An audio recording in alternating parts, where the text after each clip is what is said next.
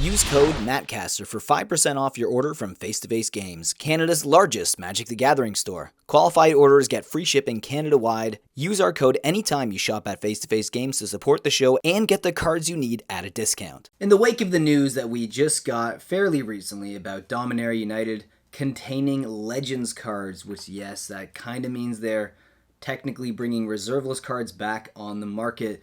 Since the dust has kind of settled a bit, I mean, everyone's kind of had their 2 cents. They've said what they've said. I've even had a video talking about my initial reaction. But now that it's been a week since the announcement, I actually have a few more thoughts.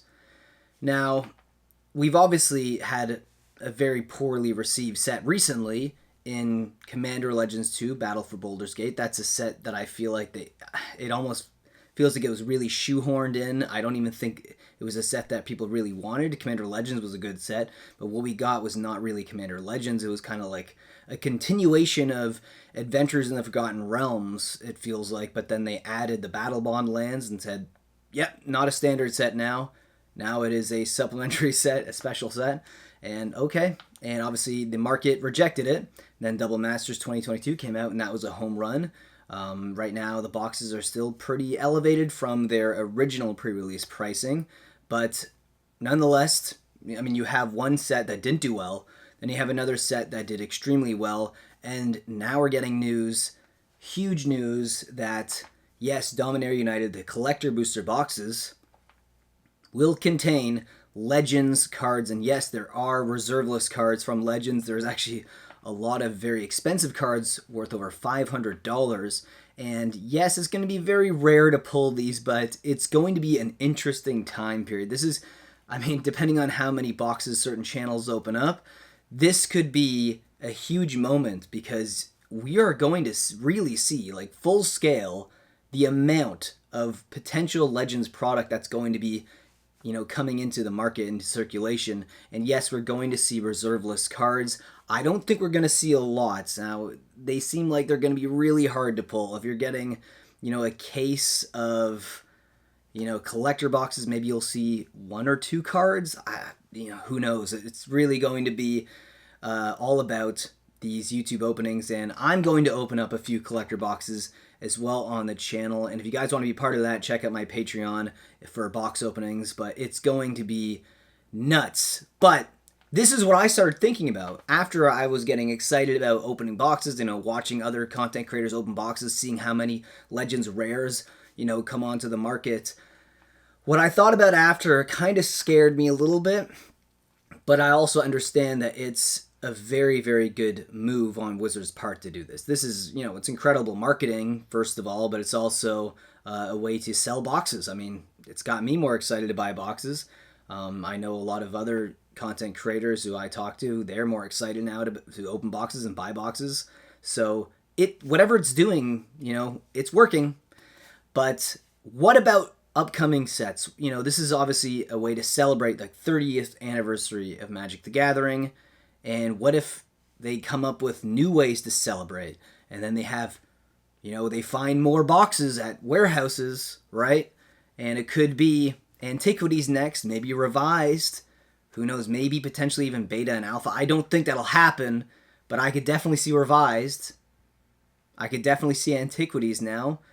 How many other sets with reserveless cards could they potentially do this with? And that technically is going to be bringing reserveless cards onto the market that wasn't there before, and it's going to be in Wizards of the Coast products. You know, I know they're not printing them, but they are putting out new product that does have reserveless cards in it. So it's very interesting, and it makes me wonder how much money they're going to be making from this, and if it's going to actually incentivize them to do it more. Why would they not?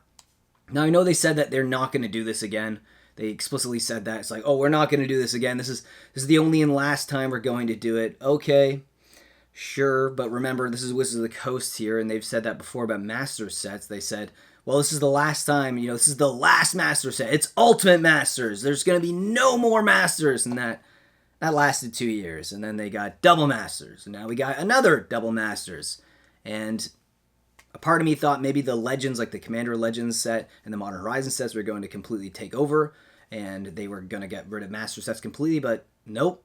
we still have Master sets, and they're going strong to this day. Double Masters 2022 is one of the best selling sets of all time. So, unbelievable. But just think about that for a second.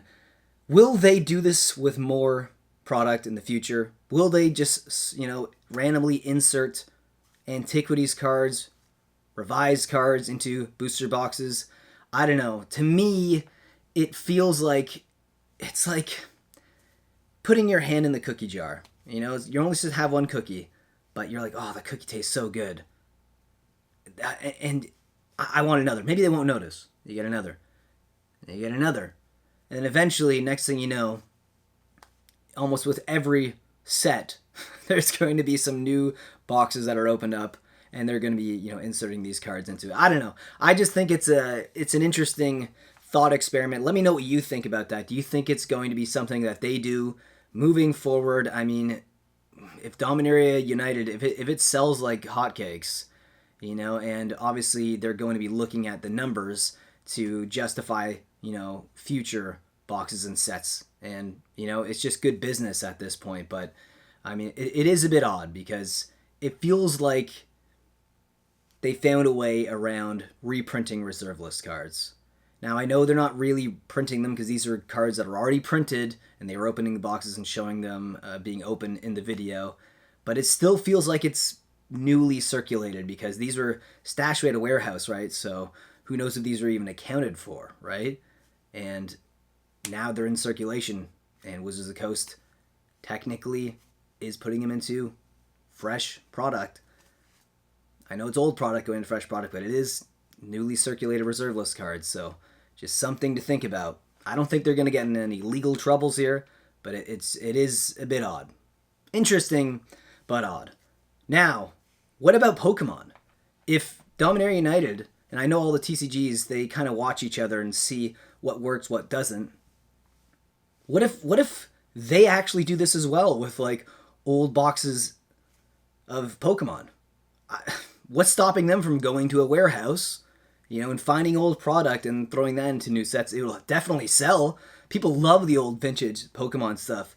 But that could be a little bit different because Wizards of the Coast actually made the original Pokemon product, and then Pokemon kind of became its own separate company, its own separate TCG company. So I don't even know if they'd be technically allowed to put like old, like Charizards from Wizards of the Coast into new Pokemon packs. Maybe it would have to be after a certain era. I don't know. This is like just other legal stuff that they might run into problems with. But nonetheless, I know a lot of companies are going to be watching what Wizards of the Coast does with this, seeing how successful they are. Maybe they'll implement it themselves into Yu-Gi-Oh! And other products like that. Anyways, let me know what you think about this thought experiment down in the comment section below. And with that being said, I'll see you guys in the next video.